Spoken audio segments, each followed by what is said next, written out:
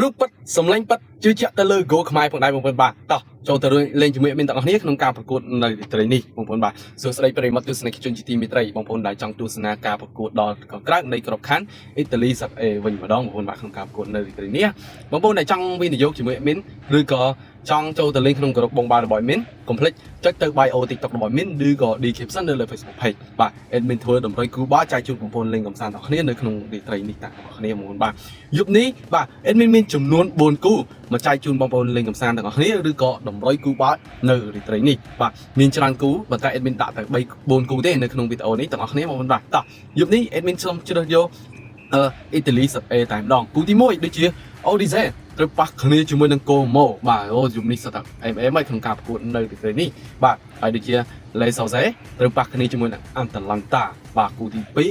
2គូទី3 Juventus ត្រូវប៉ះគ្នាជាមួយនឹង Girona បាទ Girona នេះសិតតែគូខ្លាំងហើយក្នុងការប្រកួតនៃក្របខ័ណ្ឌអ៊ីតាលីសិតអីបងប្អូនបាទហើយគូទី2 Napoli ត្រូវប៉ះគ្នាជាមួយនឹង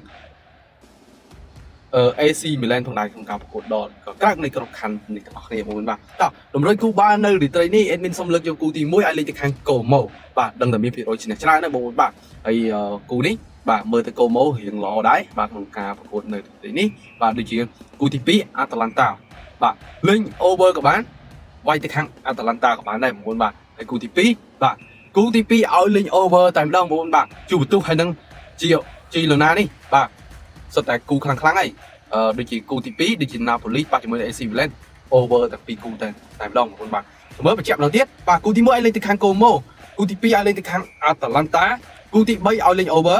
គូទី4ឲ្យលេង over តោះតាមដានជាមួយអ្នកទាំងអស់គ្នាចាំមើលតាមលទ្ធផលទៅជាបែបណាកុំភ្លេចបាទជឿជាក់ទៅលើ Go ខ្មែរទាំងអស់គ្នាបងប្អូនបាទទំនុកចិត្តខ្ពស់បាទជឿជាក់ 100% ទៅលើក្រុមការងារ Go ខ្មែរអរគុណ